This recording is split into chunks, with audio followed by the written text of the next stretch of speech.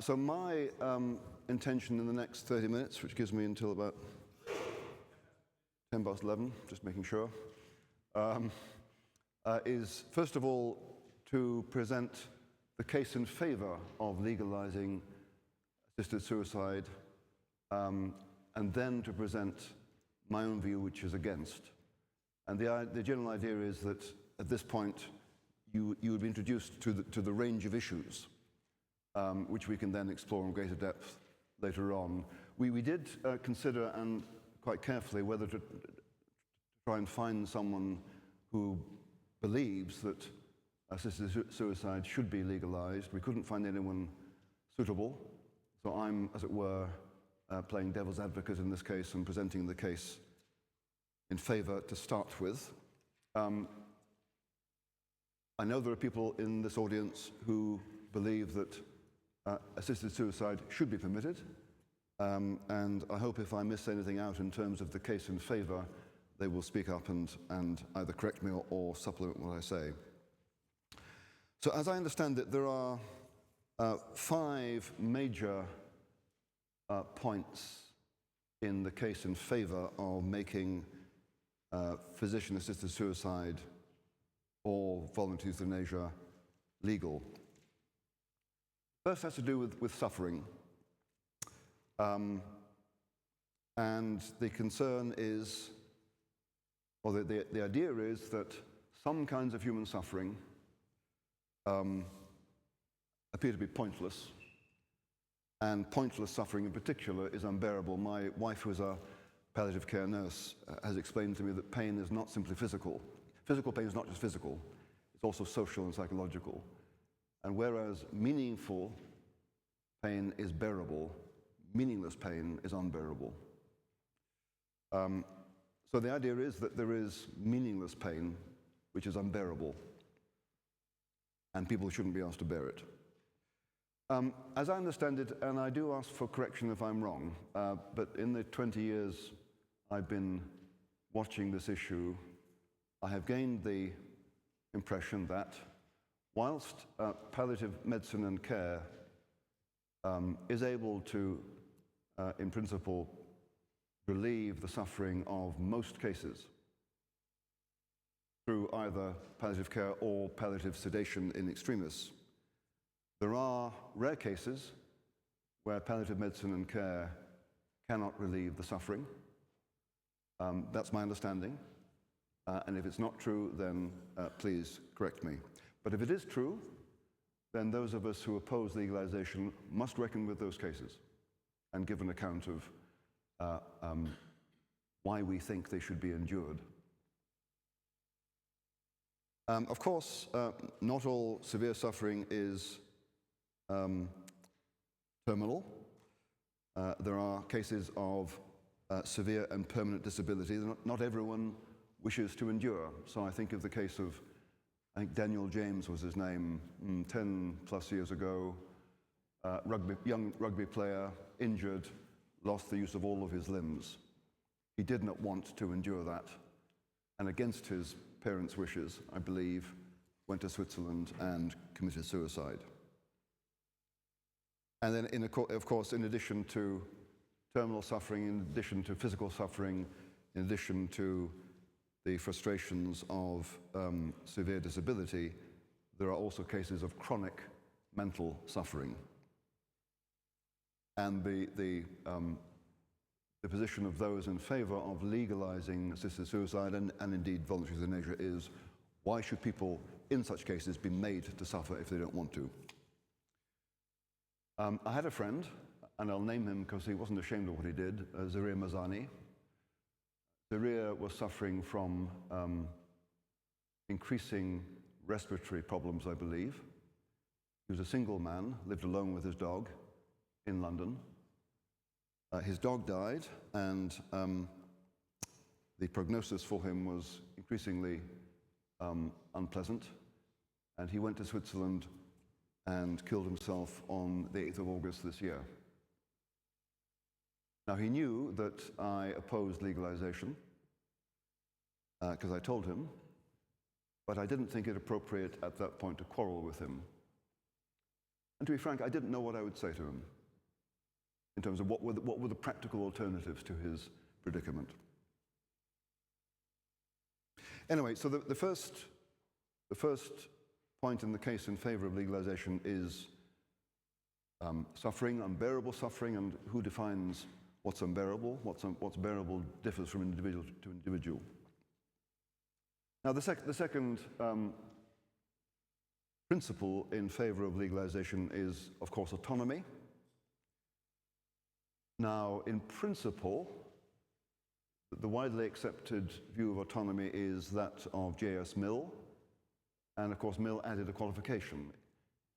Individuals should have liberty, provided they don't cause harm to anyone else. The rhetoric in favor of legalization tends to leave the proviso out. So the emphasis that rhetorically is freedom to choose, it's my life. I should be free to decide under what conditions I leave this world. And different individuals have different thresholds of endurance. And I observe of my friend Zaria, on this autonomy point, that he was a proud and stubborn man. Autonomy was important to him. The third element in the case in favor is the provision of safeguards. So, and here implicitly the proviso, autonomy, unless it harms other people, is recognized, and the response is, well, we can establish legal and practical safeguards that will eliminate abuse and ensure that all choices are free from manipulation by relatives, free from manipulation by impatient healthcare staff. So in other words, the no harm proviso can be met, so the argument goes. Then fourth is the appeal to popular support. Polls consistently have shown that a large majority of citizens in this country support assisted dying. Although polls also show that when the word dying is changed to suicide and it's explained what assisted dying really means, that popular support falls. But appeal is made to the popular support for assisted dying. And then finally, and this is a kind of defensive side point, the argument is made that citizens in a plural society should not have religious dogma imposed on them. And we noticed that Lord Falconer got into trouble. I'm glad he got into trouble about that, but he got into trouble about making that point. That the idea is that the argument in favor, the argument against legalization comes from obscure religious sources. And one of the dogmas that proponents of assisted suicide object to is the notion of sanctity of life. They have a point. Because although some Christians assert the sanctity of life, depends what you mean by sanctity.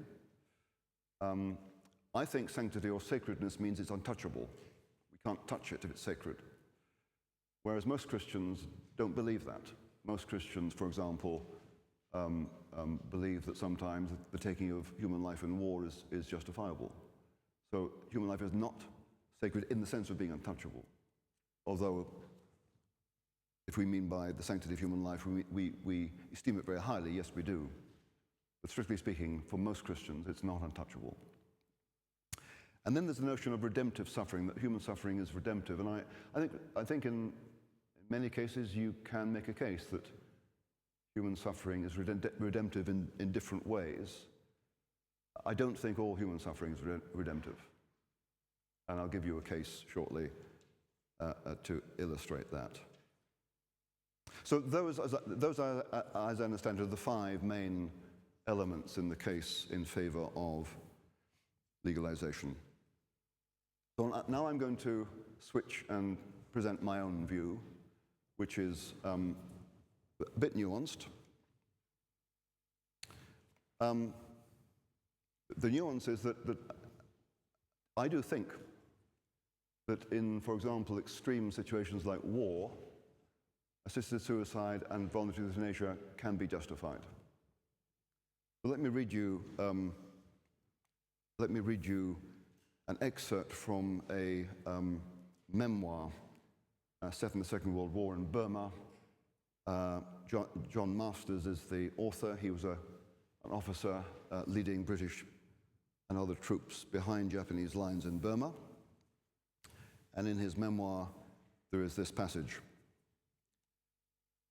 And I must warn you, it's distressing, but these matters are distressing and we need to face them. A doctor spoke to me. "Will you come with me, sir?" I followed him down the path. It was clear of moving men. The whole block was clear, except for a part of 26 column. A little way down the path, we came to 40 or 50 ragged men, many slightly wounded, who had carried stretchers and improvised blanket litters from the main dressing station as far as this.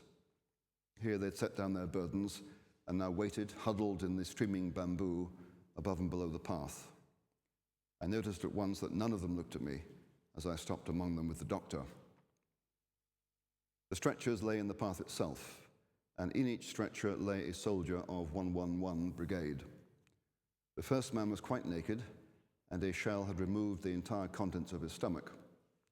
Between his chest and pelvis there was a bloody hollow, behind it his spine. Another had no legs and no hips, his trunk ending just below the waist.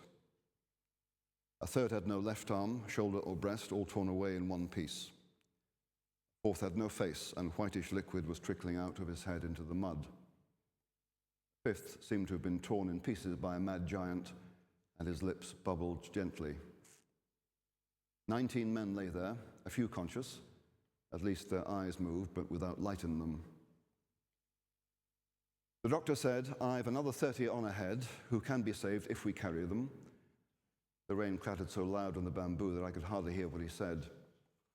"These men have no chance. They're full of morphia. Most of them have bullet and splinter wounds beside what you can see. Not one chance at all, sir. I give you my word of honor. Look, this man's died already, and that one. None can last another 2 hours at the outside." Very well. I have 2,000 lives in my hand besides these. One small mistake, one little moment of hesitation, and I will kill 5 times these 19.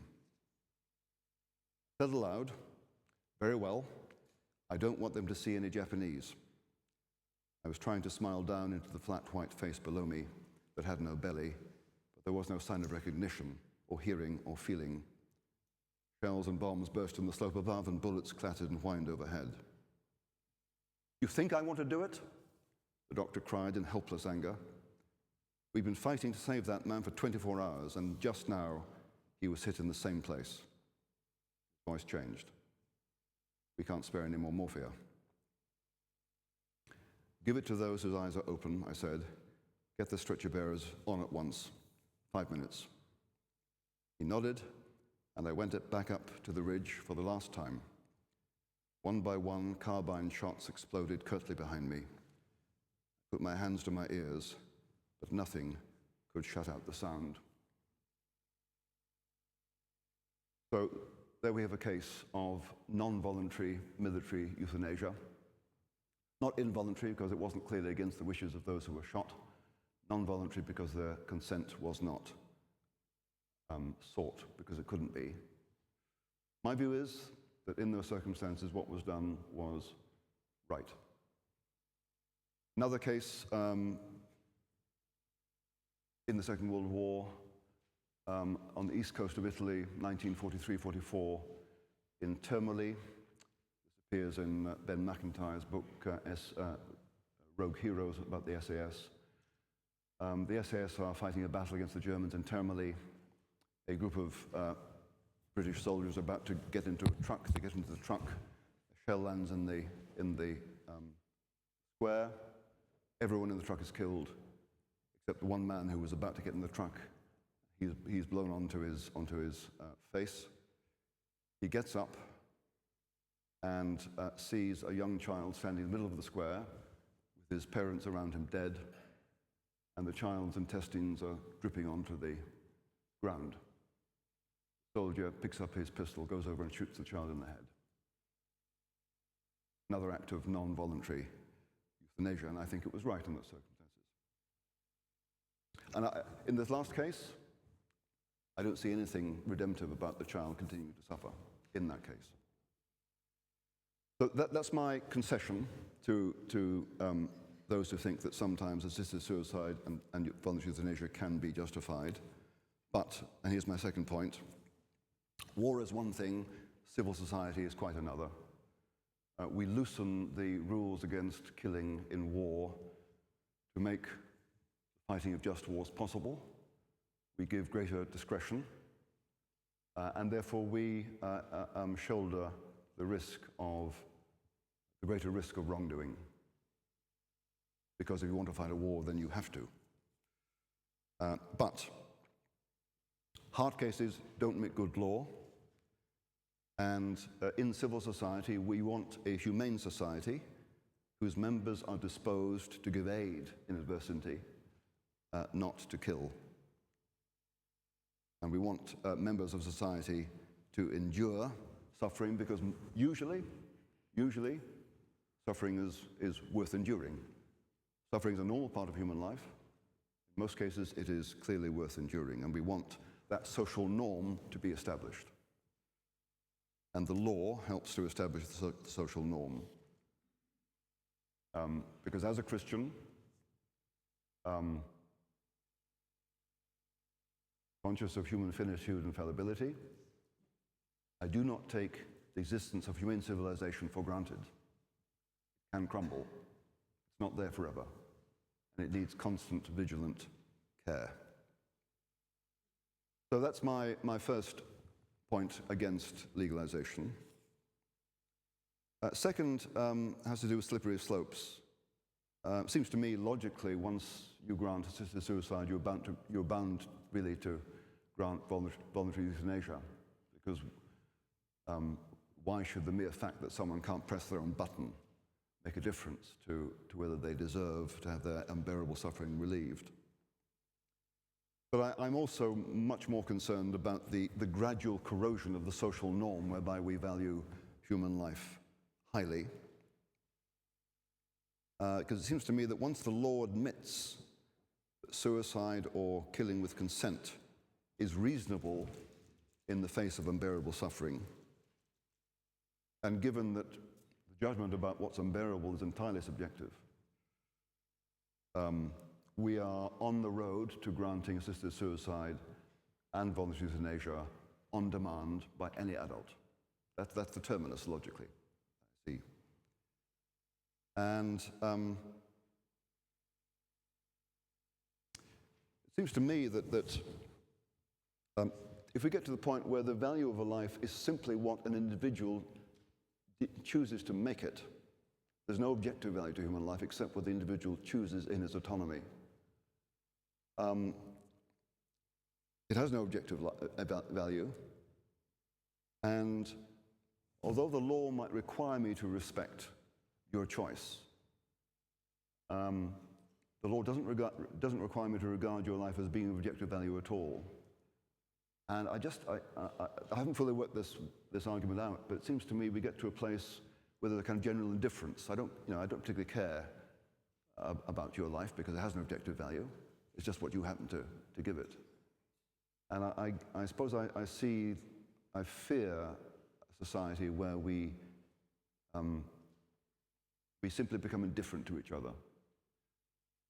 And the ease with which it appears some healthcare professionals have come to offer assisted suicide or voluntary euthanasia in Canada to the homeless or to military people suffering PTSD, I think to me feels like a realization of that kind of casual indifference.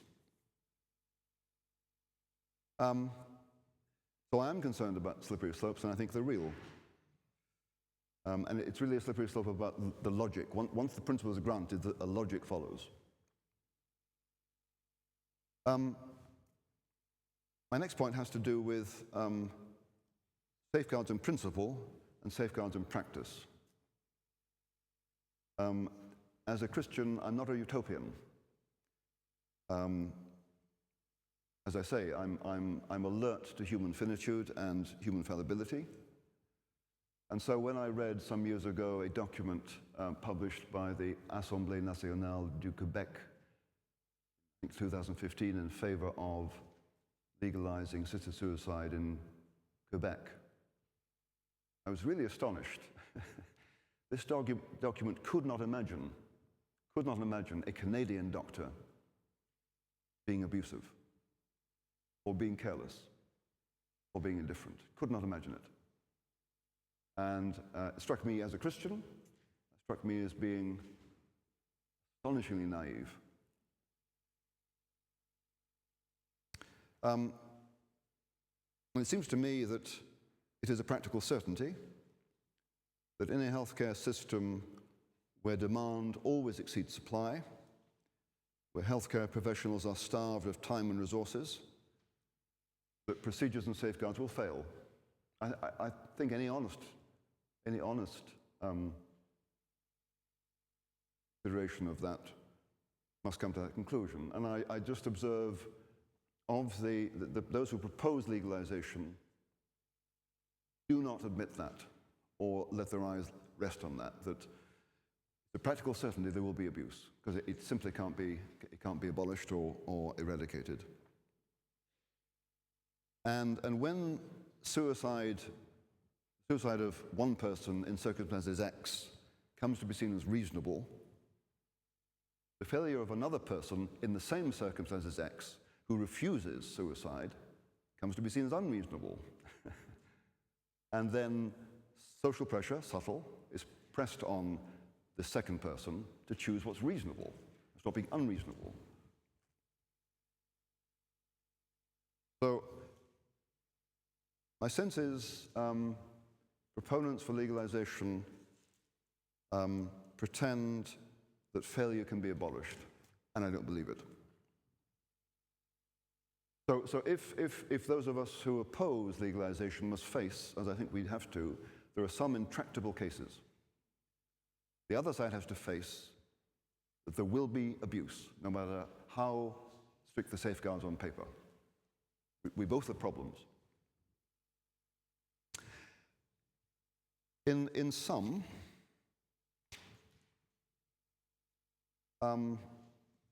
I see human autonomy as being limited by social duty. I think of human dignity as consisting in the noble discharge of our duty to the vulnerable, not in the avoidance of suffering. And I suppose my position is that for the sake of maintaining a clear social norm, that we help those in distress to endure, and in order to prevent the otherwise inevitable manipulation, abuse of vulnerable people to choose suicide, we need to require the small group of people whose suffering cannot be relieved by palliative care or medicine to endure. And that sounds, well, until I thought about it the other day, I've always thought that was a very difficult position to maintain. I do maintain it, but it's difficult because it means that some people, it seems severe, maybe even cruel.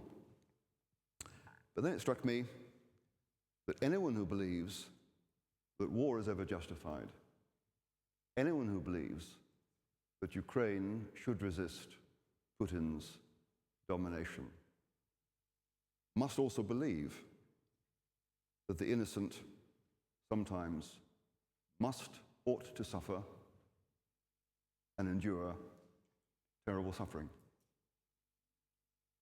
If you understand war, you know that. So perhaps the requirement some might have to endure unrelieved suffering, a few is not so unusual.